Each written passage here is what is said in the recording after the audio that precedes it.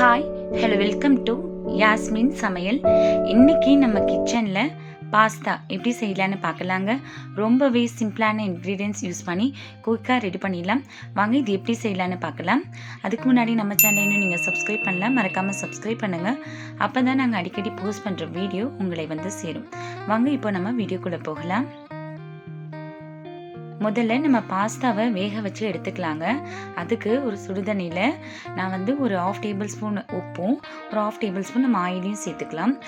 Oil சேர்த்தா தான் நம்மளுடைய பாஸ்தா ஒன்றோடு ஒன்றும் ஒட்டாமல் இருக்கும்.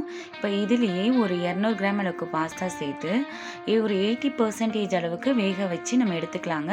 நம்ம வந்து ஃபுல்லாக வேக வைக்க வேண்டாம், 80% மட்டும் போதும். இப்போது இதை வந்து கீழே ஒரு பாத்திரம் வச்சு நம்ம மேலே நல்லா ட்ரெயின் பண்ணி எடுத்துக்கலாம். இப்போ இது நல்லா வடிகட்டின பிறகு இதுக்கு மேலேயே ஒரு 1/2 டேபிள் ஸ்பூன் ஆயில் சேர்த்துக்கோங்க. ஆயில் சேர்த்ததுக்கப்புறம் இதை நல்லா நம்ம மிக்ஸ் பண்ணி விடணும். அப்போ தான் நம்ம செய்கிற வரல நம்மளுடைய பாஸ்தா ஒட்டாமல் இருக்கும். அதனால் இந்த மாதிரி நல்லா கலந்து விட்டுடுங்க. அடிக்கடி செய்யும் போதும் இதை வந்து இந்த மாதிரி மிக்ஸ் பண்ணி விட்டுட்டு போய் செய்யுங்க. இப்போது ஒரு பேன் எடுத்துக்கோங்க. அந்த பேனில் ஒரு 2 டேபிள் ஸ்பூன் ஆயில் சேர்த்துக்கலாங்க. இப்போ ஆயில் சூடானதுக்கப்புறம் ஒரு மீடியம் சைஸ் வெங்காயத்தை பொடியாக கட் பண்ணி சேர்த்துக்கலாம். சேர்த்துட்டு வெங்காயத்தை வந்து நல்லா வதக்கக்கூடாது, ஓரளவுக்கு வந்து வதக்கினாலே போதும். இப்போ வெங்காயத்து கூடவே ஒரு பச்சை மிளகாயை வந்து நம்ம 2ஆக கட் பண்ணி சேர்த்துருக்கோம். அதையும் சேர்த்துட்டு நல்லா வதக்கி விட்டுலாங்க.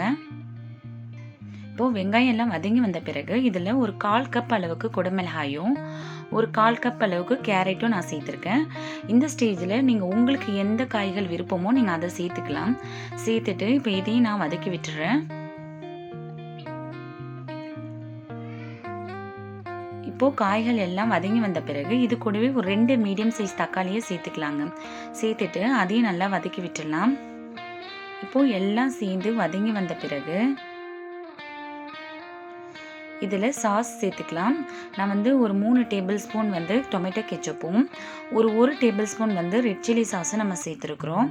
சேர்த்துட்டு இதை வந்து நல்லா மிக்ஸ் பண்ணி விட்டுடலாங்க. நல்லா இந்த மாதிரி நல்லா கலந்து விட்டுடுங்க. இப்போது இது கூடவே ஒரு 2 டேபிள் ஸ்பூன் கார்ன்ஃப்ளவர் மாவு எடுத்து கொஞ்சம் தண்ணி சேர்த்து ஒரு 2 டேபிள் ஸ்பூன் தண்ணி சேர்த்து மிக்ஸ் பண்ணி வச்சுருக்கேன்.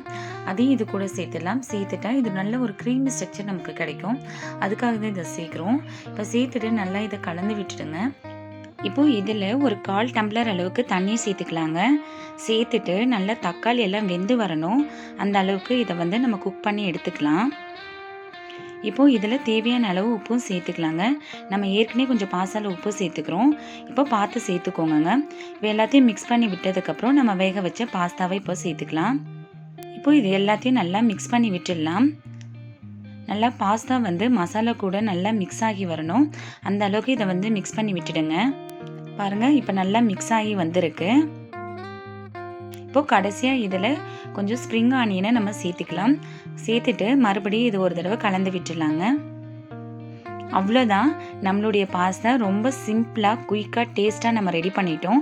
இதே மாதிரி நீங்கள் உங்கள் வீட்டில் ட்ரை பண்ணுங்கள், ரொம்பவே நல்லா இருக்கும்.